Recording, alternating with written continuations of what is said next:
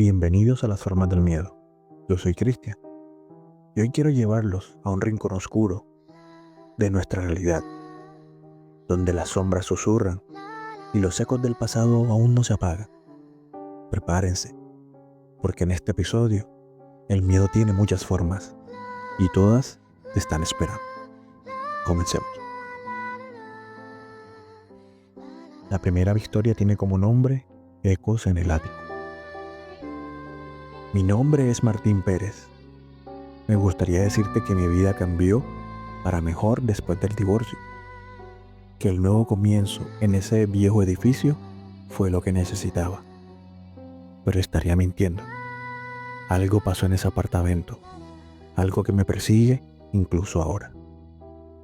No sé cómo explicarlo, tal vez fue el edificio o el ático. Ese lugar nunca estuvo vacío y cada noche que pasaba allí lo entendía un poco más, pero era demasiado tarde para mí. Cuando vi el apartamento por primera vez, algo en él me atrajo de inmediato. Tal vez eran los techos altos, las ventanas enormes que dejaban entrar una luz clara y limpia, o esa sensación extraña que lo envolvía. Un pequeño apartamento en el tercer piso de un edificio antiguo, en el centro de la ciudad, con pisos de madera que crujían con cada paso. No era el lugar más moderno, ni el más práctico, pero después del divorcio necesitaba un cambio. Necesitaba olvidarme de todo.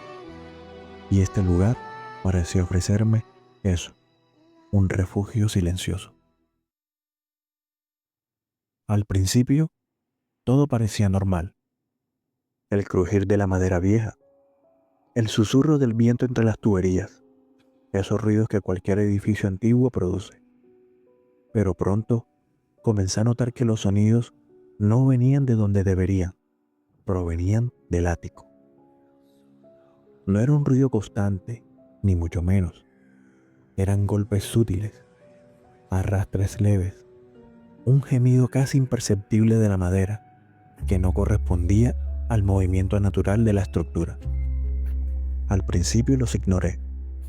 Pensé que eran ecos de la ciudad, o tal vez el edificio estaba asentándose. Pero luego los ruidos se hicieron más fuertes, más claros. Las noches empezaron a transformarse. Despertaba sobresaltado, el corazón latiendo contra mi pecho, como si algo me estuviera mirando. El sonido se intensificó y con él una sensación de que algo o alguien estaba allá arriba, moviéndose, arrastrando algo pesado, un mueble o tal vez un cuerpo. No quería ni siquiera pensar en eso. Mis amigos me miraban con escepticismo cuando les contaba. Son los conductos, decían. La edad del edificio, me explicaban. Pero yo sabía que no era eso. Sabía que algo más estaba pasando, algo que no podía explicar con la razón. Una noche, después de semanas de tensión creciente, los ruidos se hicieron ensordecedores. Un golpeteo constante, como si algo intentara romper algo, como si alguien estuviera intentando salir del ático. Un frío helado se apoderó de mi habitación. La luz parpadeaba, y por un segundo pensé que el sonido era tan real que podía verlo. En esa noche no aguanté más y subí al ático. Cada peldaño crujía bajo mi peso, como si el edificio estuviera advirtiéndome o deteniéndome. Mis manos temblaban mientras sostenía una linterna. La cerradura del ático se dio con un giro tembloroso. El espacio era amplio y polvoriento. La luz de la linterna iluminaba las sombras en las paredes, pero algo no encajaba. No había nada fuera de lo común, solo cajas viejas, muebles cubiertos por sábanas polvorientas y un silencio opresivo. Pero ese silencio no era normal. Era un silencio que me observaba, que me analizaba, como si todo en esa habitación estuviera esperando algo de mí. Me detuve en seco y el aire se hizo espeso. De pronto, el zumbido que había estado escuchando cada noche aumentó. parecía provenir de las paredes mismas. Mi piel se erizó y miré a mi alrededor, pero todo parecía estar en su lugar. Al principio, creí que esta vez mi mente estaba jugando trucos, pero un estremecimiento recorrió mi espina. Alguien o algo había estado ahí y sentí que me estaba mirando. Bajé rápidamente sin encontrar nada, pero el miedo se instaló en mí. Esa noche, los ruidos continuaron, y la siguiente, y la siguiente. El tiempo pasaba, y el apartamento dejó de ser un refugio, y cada noche los sonidos iban en aumento. Cada día el miedo se volvía más palpable. Una semana después, ya no podía dormir. Mi mente estaba atrapada en el sonido de la espera constante de que algo apareciera. Entonces, una madrugada, cuando la oscuridad aún se mantenía como un manto pesado sobre la ciudad, escuché algo más. No era un ruido, era un susurro, muy bajo al principio, como un roce de aire entre las grietas de las paredes. Luego, una risa contenida, como un suspiro, pero venía del ático. Miré la puerta del ático y mi cuerpo estaba paralizado. Algo no quería que subiera, pero no podía evitarlo. Fui hasta las escaleras, pero esta vez no pude abrirla. La cerradura estaba intacta, pero algo invisible me bloqueaba el paso. En ese mismo momento entendí que no podía quedarme, no solo por el miedo, sino porque algo en esa casa había empezado a apoderarse de mí, algo que ya no podía controlar. Empaqué mis cosas esa misma noche. No miré atrás, al menos no hasta el último momento, mientras cerraba la puerta del departamento. Vi algo que me hizo detener. En la mesa junto a la puerta había una foto mía, una foto que nunca había visto antes. En ella yo estaba mirando hacia el ático, con mi rostro tenso y mis ojos llenos de miedo. Y pensé, nadie más podría haber tomado esa foto, porque nadie más había estado allí. Dejé las llaves sobre la mesa y me fui, sin mirar atrás. Pero hoy, incluso ahora, cuando les cuento esta historia, al cerrar los ojos puedo escuchar la risa y cada noche sé que aún me observa. Continuando con nuestras historias, esta tiene por nombre Herencia de las Sombras. Mi nombre es Daniel Vargas y hasta hace poco era un hombre común, profesor de antropología, escéptico por naturaleza. Siempre pensé que la oscuridad era algo que habitaba en la mente de las personas y no en el mundo real, pero estaba muy equivocado. Elena, mi pareja, siempre supe que era una mujer distinta, no por su mirada penetrante o su risa cargada de misterio, sino por algo que no podía nombrar, como si la oscuridad misma la siguiera donde quiera que fuere. Su fascinación por lo oculto siempre me resultó incómoda. Mientras yo veía las creencias tradicionales, un eco de historias antiguas, para ella eran herramientas, una especie de llave para abrir puertas prohibidas. Cuando rompimos, no hubo lágrimas ni discusiones, solo me lanzó una mirada desde la puerta. No te preocupes, Daniel, te dejo libre, por ahora. Su tono era muy frío, como el silencio que se instaló en mi casa después. Al principio, la soledad era lo único extraño, pero pronto lo invisible empezó a tomar forma. Comenzaron con sueños. En ellos, caminaba por una habitación llena de espejos, donde mi reflejo no me seguía. Una noche, Elena estaba al otro lado del cristal, sonriendo mientras arañaba el vidrio. Al despertar, sentí un escozor en la piel y al mirarme en el espejo, vi marcas rojizas en mi brazo, como si algo me hubiera rasguñado. El ruido llegó después. No era un sonido claro, sino un zumbido, un lamento que parecía provenir de las paredes. Aparecía alrededor de las 3 de la madrugada, un murmullo insistente que parecía llamarme por mi nombre. Luego llegaron las sombras. Nunca estaban donde debían estar. Al principio, pensé que eran simples ilusiones, fruto de mi agotamiento, hasta que una de ellas se volvió hacia mí.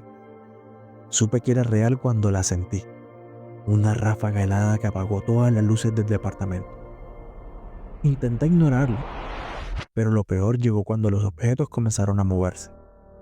Una noche, mientras lavaba los platos, el cuchillo más grande de la cocina cayó al suelo. No se deslizó ni tropezó con algo. Cayó con fuerza, como si alguien lo hubiese arrojado. Mi cordura comenzó a desmoronarse. Llamé a mis amigos, pero siempre encontraban una excusa para no venir. Mi familia me escuchaba con escepticismo, hasta que un día, durante una videollamada, mi madre gritó: ¿Quién está detrás de ti? Me giré rápidamente, pero no había nadie. Fue entonces cuando busqué ayuda. Don Marcos, un curandero de mi pueblo, fue mi última esperanza. Al contarle todo, frunció el ceño. No es solo un espíritu, es un pedazo de alguien. Ella te dejó una sombra. Su explicación fue tan críptica como escalofriante. El ritual que hizo no fue sencillo. Durante horas cantó en un idioma que nunca había escuchado, mientras que quemaba hierbas que llenaron la habitación con un humo denso y sofocante. La temperatura bajó drásticamente y sentí como si alguien estuviera observándonos desde cada rincón. Cuando todo terminó, don Marcos me miró con gravedad. Ella no quería liberar, solo quería que supieras lo que es ser perseguido. Esa noche dormí por primera vez en semanas, pero al despertar encontré algo en la cama, una pequeña figura de cera, grotesca y ennegrecida, con mi rostro grabado en su superficie. La figura estaba rota por la mitad y de su interior botaba un líquido negro que olía a muerte. Ahora cada vez que paso frente a un espejo, siento que mi reflejo no me pertenece del todo. En los días más tranquilos, quiero escuchar un zumbido lejano, pero constante, como si alguien estuviera esperando que baje la guardia. Y para terminar, esta última historia tiene por nombre El Columpio del Silencio. Mi nombre es Carlos y hay algo que no puedo olvidar, por mucho que lo intente. Es un recuerdo tan nítido como aterrador, un momento que marcó mi infancia y que aún me persigue en sueños. Todo comenzó en el parque al que solía ir cuando era niño. Nunca pensé que un lugar tan inocente pudiera convertirse en la fuente de mis peores pesadillas. Recuerdo perfectamente aquel parque. Era un espacio pequeño, rodeado de casas viejas, donde la hierba crecía alta y las hojas secas formaban un montículo crujiente. Para mí era un refugio. Mis padres siempre estaban ocupados y yo, un niño solitario, encontraba en ese rincón un escape. Sin embargo, nunca imaginé que aquello que buscaba escapar terminaría por atraparme. Tenía 11 años cuando la vi por primera vez. Estaba sentada en los columpios al fondo del parque, donde las sombras de los árboles se volvían más densas y el aire más frío. Su vestido blanco brillaba a pesar del gris de la tarde, y aunque su cuerpo estaba quieto, los columpios se balanceaban ligeramente, como acariciados por el viento que ya no se sentía. Curioso, me acerqué. No recuerdo haberla visto antes, y yo conocía bien a los niños del barrio. «Hola», le dije con torpeza a un niño. Ella no respondió, simplemente giró su cabeza hacia mí.